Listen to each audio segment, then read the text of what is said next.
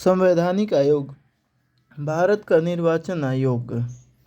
अनुच्छेद 324 के तहत भारत का निर्वाचन आयोग संसद, राज्य विधानमंडल, राष्ट्रपति और उपराष्ट्रपति के निर्वाचन के संचालन का अधीक्षण, निर्देशन और नियंत्रण करती है तथा ऐसे निर्वाचन के लिए निर्वाचक नामावली तैयार करती है। संरचना। निर्वाचन आयोग मुख्य निर्वाचन आयुक्त और उसने अन्य निर्वाचन आयुक्तों से मिलकर बनेगी, जो राष्ट्रपति समय समय पर निर्धारित करे। प्रारंभ में निर्वाचन आयोग एक सदस्य ही था, लेकिन 1989 में इसे 3 सदस्यीय बनाया गया तथा पुनः 1990 में यह एक सदस्यीय हो गया। वहीं 1993 से अब निर्वाचन आयोग 3 सदस्यीय हो गया है। नियुक्ति। संसद द्वारा बनाई गई विधि के उपबंधों के अधीन राष्ट्रपति द्वारा मुख्य निर्वाचन आयुक्त और अन्य निर्वाचन आयुक्तों की नियुक्ति की जाती है। अतः संविधान में इनकी अर्हता या योग्यता के संबंध में कोई प्रावधान नहीं है। पदावधि। 65 वर्ष की आयु या 6 वर्ष का कार्यकाल जो भी पहले हो, मुख्य निर्वाचन आयुक्त को उसी रीति और आधारों पर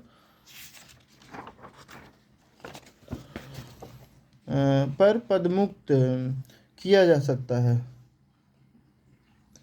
जिस रीति और जिन आधारों पर सर्वोच्च न्यायालय के न्यायाधीशों को पदमुक्त किया जा सकता है। हालांकि अन्य निर्वाचन आयुक्त और प्रादेशिक आयुक्त को राष्ट्रपति द्वारा मुख्य निर्वाचक की सलाह पर पदमुक्त किया जा सकता है। यहाँ प्रादेशिक आयुक्तों की नियुक्ति निर्वाचन आयोग से परामर्श के पश्चात की जाती है, जो निर्वाचन आयोग को सौंपे गए कृत्यों के पालन में सहायता करते हैं। निर्वाचन आयोग की शक्तियाँ। निर्वाचक नामावली तैयार करना।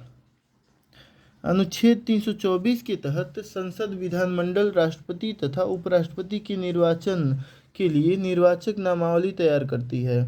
वहीं अनुच्छेद 325 के तहत संसद के प्रत्येक सदन और राज्य विधानमंडल के निर्वाचन के लिए प्रत्येक प्रादेशिक निर्वाचन क्षेत्र के लिए एक साधारण निर्वाचक नामावली होगी और केवल धर्म, मूल वंश, जात, लिंग या इनमें से किसी आधार पर कोई व्यक्ति ऐसी किसी नामावली में सम्मिलित किए जाने के अपात्र नहीं होगा।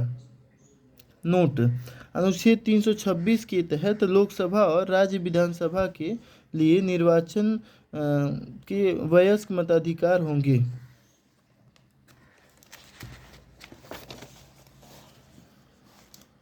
और जो व्यक्ति भारत का नागरिक है, 18 वर्ष की आयु का है और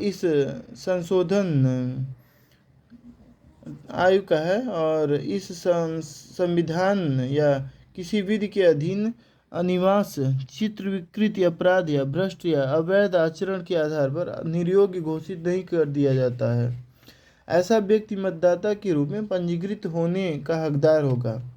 अतः मत देने का अधिकार एक संवैधानिक अधिकार है। वहीं 61वें संविधान संशोधन के बाद मताधिकार के लिए न्यूनतम आयु 18 वर्ष निर्धारित की गई है, जो पहले 21 वर्ष थी।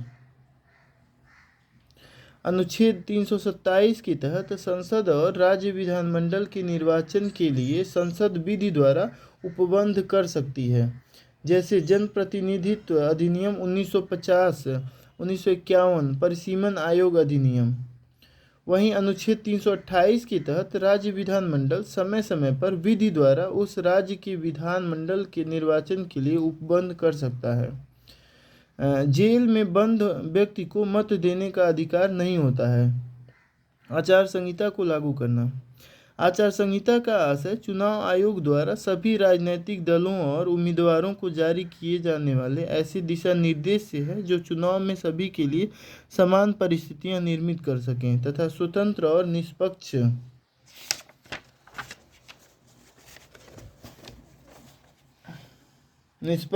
चुनाव संभव हो सके। उल्लेखनीय है कि आम चुनाव की अधिसूचना राष्ट्रपति और राज्यपाल द्वारा जारी की जाती है, जिसके पश्चात निर्वाचन आयोग द्वारा चुनाव की तिथि और समय सारणी की घोषणा की जाती है। चुनाव की तिथि की घोषणा के साथ ही आचार संहिता लागू हो जाती है, जो मतगणना की तिथि तक लागू रहती है। पहली बार वर्ष 1960 में केरल विधानसभा में आचार संहिता लागू किया गया, जबकि 1962 के लोकसभा चुनाव में पहली बार लोकसभा के लिए इसका प्रयोग किया गया। आचार संहिता में निम्नलिखित निर्देश होते हैं। सामान्य आचरण के लिए जाति व धर्म के आधार पर अपील न करना, तथ्यहीन आरोप न लगाया, चुनावी बैठक के लिए पुलिस को पूर्व सूचना देना। सत्ताधारी दल के लिए 1977 के बाद से आचार संहिता में सत्ताधारी दल के लिए निर्देश दिए जाने लगे, जिसके तहत आचार संहिता लागू होने के दौरान सत्ताधारी दल नई नीतियों और कार्यक्रमों की घोषणा नहीं कर सकता।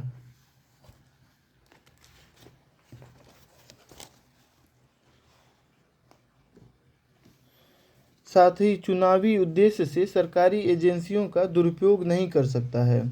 मतदान केंद्र के लिए मतदान के दिन मतदान केंद्र पर उम्मीदवार का नाम, राजनीतिक दल का चुनाव चिन्ह या नाम प्रदर्शित नहीं किया जाएगा।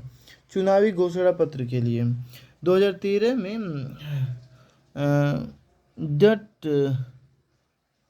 क्या है ये के दिशा निर्देश के बाद सुप्रीम कोर्ट के दिशा निर्देश के बाद चुनावी घोषणा पत्र की भी आचार संहिता के दायरे में लाया गया अतः अब चुनावी घोषणा पत्र में ऐसे वादे नहीं चाहिए जिन्हें पूरा न किया जा सके। चुनाव आचार संहिता वैधानिक नहीं है, बल्कि इसकी प्रकृति नैतिक है, अतः इसके उल्लंघन पर दंड का प्रावधान नहीं है। चुनाव आयोग का कार्य राजनीतिक दलों का राष्ट्रीय व राज्य स्तरीय दलों के रूप में पंजीकरण करना और उन्हें चुनाव चिन्ह का आवंटन करना होता है। सांसदों और विधायकों की निर्योग्यता के लिए निर्वाचन आयोग क्रमशः राष्ट्रपति और राज्यपाल सलाह देते हैं।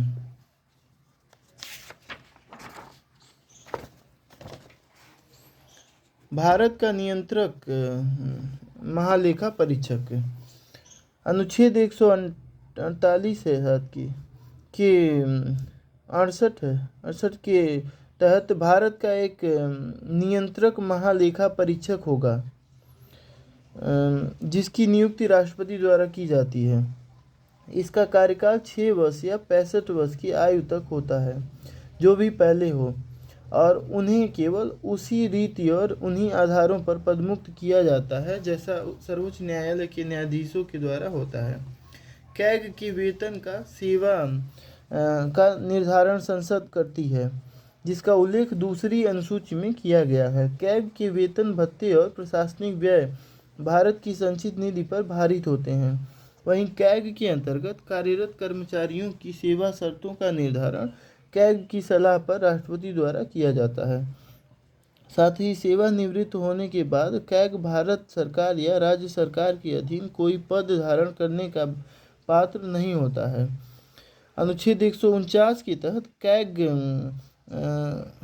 संघ के और राज्यों के तथा किसी अन्य प्राधिकारी या निकाय के लेखाओं के संबंध में ऐसे कर्तव्यों का पालन और ऐसी शक्तियों का प्रयोग करेगा जिन्हें संसद द्वारा बनाई विधि के तहत निर्धारित किया जाए।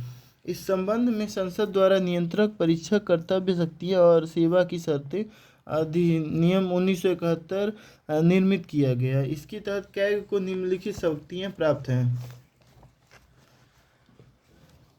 संघ और प्रत्येक राज्य की लेखाओं का संकलन। भारत की और प्रत्येक राज्य की और प्रत्येक ऐसे संघशासित क्षेत्र की जिसमें विधानसभा है, उनकी संचित निधि में से किए गए व्यय की अंकेक्षण करना। आकस्मिकता निधि और लोक लेखाओं के संबंध में संघ और राज्यों के सभी व्यवहारों का अंकेक्षण करना। संघ के या राज्य के किसी विभाग में किए गए सभी व्यवसाय, विनिर्माण, लाभ और हानि लेखाओं तथा तुलन पत्रों का अंकेक्षण करना। संघ या किसी राज्य या पर्याप्त वित्त पोषित प्रत्येक निकाय या प्राधिकारी का अंकेक्षण करना। अनुच्छेद 151 के तहत कैग की रिपोर्ट को राष्ट्रपति द्वारा संसद के प्रत्येक सदन में तथा राज्यपाल द्वारा विधानमंडल के प्रत्येक सदन में प्रस्तुत कराया जाता है।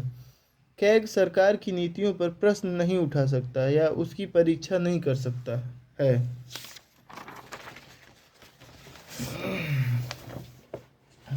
राष्ट्रीय अनुसूचित जाति एवं राष्ट्रीय अनुसूचित जनजाति आयोग।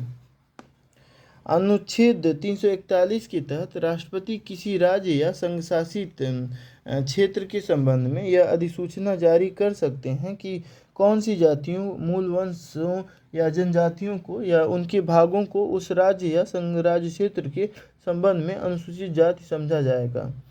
राज्य के संबंध में ऐसी घोषणा करने से पहले राष्ट्रपति राज्यपाल से परामर्श करेंगे। यहाँ संसद विधि द्वारा अनुसूचित जातियों की सूची में किसी को शामिल या निष्कासित कर सकती है। वहीं अनुच्छेद 342 के तहत राष्ट्रपति किसी राज्य या संघशासित क्षेत्र के संबंध में यह अधिसूचना जारी कर सकते हैं कि कौन सी जनजाति या जातियां समुदायों को अनुसूचित जनजातियां समझी जाएंगी तथा राज्य के संबंध में ऐसी घोषणा करने से पहले राज्यपाल से परामर्श किया जाएगा। संसद इस सूची में परिवर्तन कर सकता है। मूल संविधान के अनुच्छेद 388 के तहत अनुसूचित जातियों और जनजातियों के लिए एक विशेष अधिकारी की नियुक्ति का प्रावधान था, लेकिन 65वें संविधान संशोधन द्वारा इसके स्थान पर राष्ट्रीय अनुसूचित जाति व अनुसूचित जनजाति आयोग के गठन का प्रावधान किया गया। हालांकि 89वें संविधान संशोधन 2003 द्वारा अनुसूचित जाति और जनजाति के लिए अलग अलग आयोग के गठन का प्रावधान किया गया।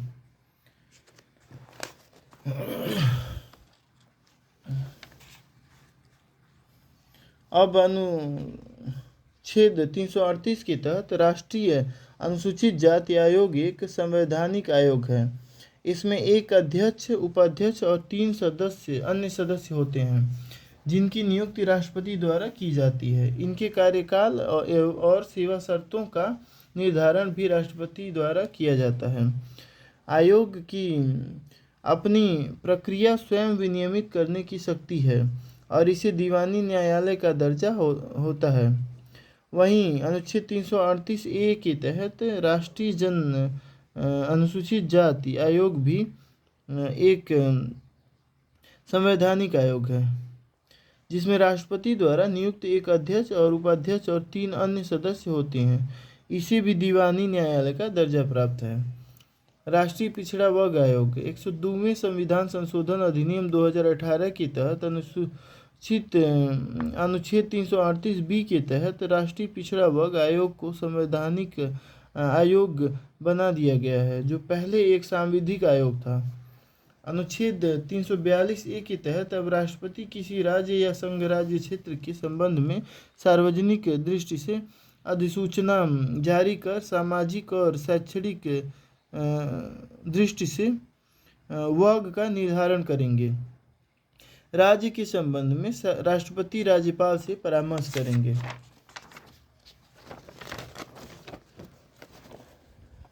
अब राष्ट्रीय पिछड़ा वर्ग आयोग में राष्ट्रपति द्वारा एक अध्यक्ष, उपाध्यक्ष और 3 अन्य सदस्यों की नियुक्ति की जाएगी। आयोग को अपनी प्रक्रिया स्वयं विनियमित करने की शक्ति होगी और इसे दीवानी न्यायालय का दर्जा प्राप्त होगा।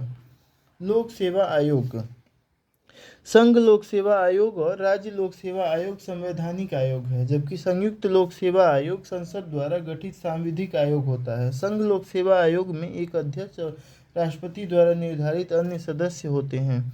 इसी प्रकार राज्य लोक सेवा आयोग में एक अध्यक्ष और राज्यपाल द्वारा निर्धारित अन्य सदस्य होते हैं, लेकिन इन दोनों आयोगों के सदस्यों में से कम आधे सदस्य ऐसे होने चाहिए जो भारत सरकार या राज्य सरकार के अधीन 10 वर्ष तक पद धारण कर चुके हैं।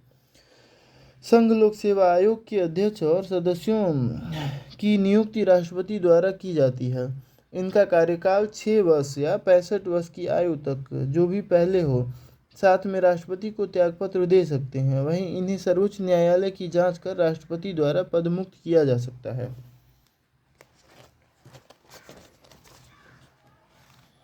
संघ लोक सेवा आयोग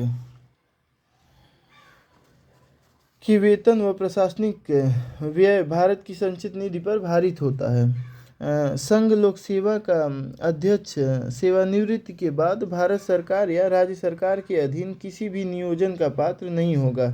वहीं इसके सदस्य सेवानिवृत्ति के बाद यूपीएससी के अध्यक्ष या किसी राज्य लोक सेवा के अध्यक्ष के रूप में नियुक्ति के पात्र होंगे, लेकिन वह भारत सरकार या राज्यसभा के अधीन कोई अन्य नियोजन के पात्र नहीं होंगे। वहीं राज्य लोक सेवा आयोग के अध्यक्ष व सदस्यों की नियुक्ति राज्यपाल द्वारा की जाती है। ये 6 वर्ष का कार्यकाल या 62 वर्ष की आयु तक जो भी पहले हो अपना पद धारण कर सकते हैं। ये राज्यपाल को अपना पद त्यागपत्र सौंप सकते हैं। वहीं इन्हें सर्वोच्च न्यायालय की जांच पर राष्ट्रपति द्वारा पदमुक्त किया जा सकता है। राज्य लोक सेवा आयोग के सदस्यों के वेतन व व्यय राज्य की संचित निधि पर भारित होते हैं। प्रशासनिक व्यय राज्य लोक सेवा आयोग का अध्यक्ष सेवानिवृत्ति के बाद संघ लोक सेवा आयोग के अध्यक्ष के रूप में या अन्य सदस्य के रूप में या किसी अन्य राज्य लोक सेवा आयोग के अध्यक्ष के रूप में नियुक्त होने का पात्र होगा, लेकिन वह भारत सरकार या किसी अन्य राज्य सरकार के अधीन किसी अन्य नियोजन का पात्र नहीं होगा।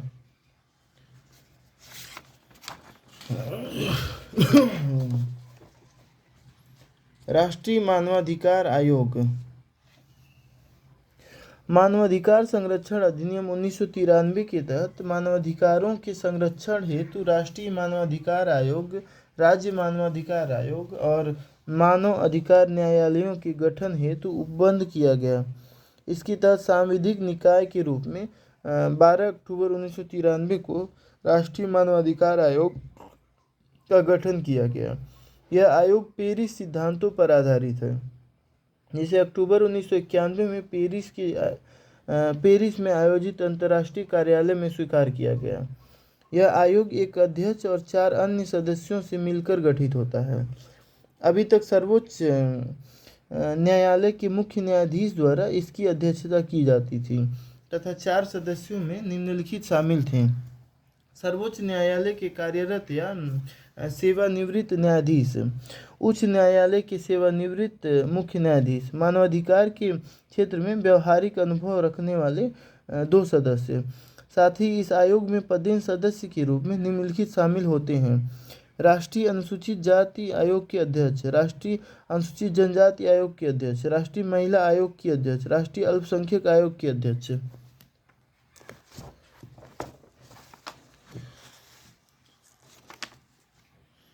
हाल ही में मानवाधिकार संरक्षण संशोधन अधिनियम 2019 के तहत अब इसमें निम्नलिखित प्रावधान किए गए हैं: भारत के मुख्य न्यायाधीश के अतिरिक्त अब किसी ऐसे व्यक्ति को भी अध्यक्ष बनाया जा सकता है जो सर्वोच्च न्यायालय का सेवानिवृत्त न्यायाधीश रहा हो। आयोग में मानवाधिकार के क्षेत्र में व्यवहारिक अनुभव रखने वाले सदस्यों की संख्या को 2 से बढ़ाकर 3 किया गया है, जिसमें एक महिला सदस्य होगी। राष्ट्रीय पिछड़ा वर्ग आयोग के अध्यक्ष, राष्ट्रीय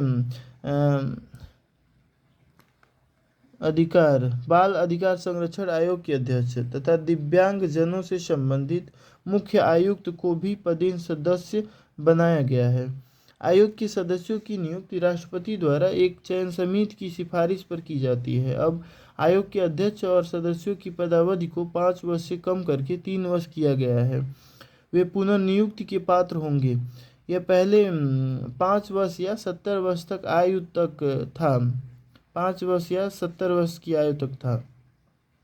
इन्हें राष्ट्रपति द्वारा सर्वोच्च न्यायालय की जांच पर पदमुक्त किया जा सकता है। राष्ट्रीय महिला आयोग। राष्ट्रीय महिला आयोग अधिनियम 1990 के तहत एक सांविधिक आयोग के रूप में इसका गठन 1992 में किया गया। यह आयोग अध्यक्ष सहित 5 सदस्यों से मिलकर बनेगा, जिसमें अध्यक्ष का मनोनयन केंद्र सरकार द्वारा किया जाता है।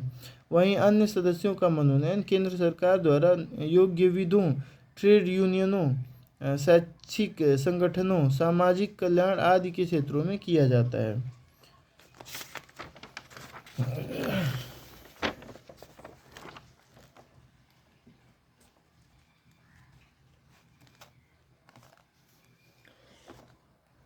इनमें से किसी एक सदस्य का अनुसूचित जाति एवं अनुसूचित जनजाति से संबंधित होना अनिवार्य है। इस आयोग में दीवानी न्यायालय का दर्जा इस आयोग को दीवानी न्यायालय का दर्जा भी प्राप्त है। भारत सरकार का महिला एवं विकास मंत्रालय इस आयोग के लिए नोडल मंत्रालय है। राष्ट्रीय अल्पसंख्यक आयोग अधिनियम 1998 के तहत गठित यह आयोग एक सांविधिक आयोग है। आयोग में केंद्र सरकार द्वारा मनोनीत अध्यक्ष के साथ 5 अन्य सदस्य शामिल होते हैं, जो अल्पसंख्यक समुदाय से ही होना चाहिए। इस अधिनियम के तहत मुस्लिम, सिख, जैन, ईसाई, बौद्ध, पारसी धार्मिक समूहों को अल्पसंख्यक का दर्जा दिया गया है। CVC केंद्रीय सतर्कता आयोग के संथानम समिति की अनुशंसा पर 1964 में केंद्रीय सतर्कता आयोग का गठन किया गया, लेकिन यह एक कार्यकारी संकल्प द्वारा किया गया था। 1990 में विनीत नारायणवाद में न्यायालय ने इसे संवैधानिक दर्जा देने का निर्देश दिया और वर्ष 2003 में केंद्रीय सतर्कता आयोग अधिनियम के माध्यम से इसे संवैधानिक दर्जा दे दिया है। यह 3 सदस्यीय आयोग होता है, केंद्रीय सतर्कता आयोग युक्त तथा 2 अन्य सतर्कता आयुक्त। राष्ट्रपति द्वारा इनकी नियुक्ति एक चयन समिति की सिफारिश पर की जाती है, जिसमें प्रधानमंत्री, गृह मंत्री और लोकसभा में विपक्ष के नेता होते हैं। इनका कार्यकाल 4 वर्ष या 65 वर्ष की आयु प्राप्त करने तक होता है। वहीं सेवानिवृत्ति के बाद ये केंद्र या राज्य सरकार के अधीन कोई पद धारण नहीं कर सकते हैं। इन्हें राष्ट्रपति सर्वोच्च न्यायालय की जांच के आधार पर पदमुक्त कर सकते हैं। केंद्रीय सूचना आयोग सूचना अधिकार अधिनियम 2005 के तहत एक सांविधिक आयोग के रूप में इसका गठन किया गया है। इसमें मुख्य सूचना आयुक्त के साथ 2 से 10 अन्य सूचना आयुक्त होते हैं जिनकी नियुक्ति राष्ट्रपति द्वारा एक चयन समिति की सिफारिश से की जाती है, जिसमें प्रधानमंत्री, लोकसभा में विपक्ष के नेता और प्रधानमंत्री द्वारा मनोनीत कोई कैबिनेट मंत्री होता है। इनका कार्यकाल 5 वर्ष का होता है।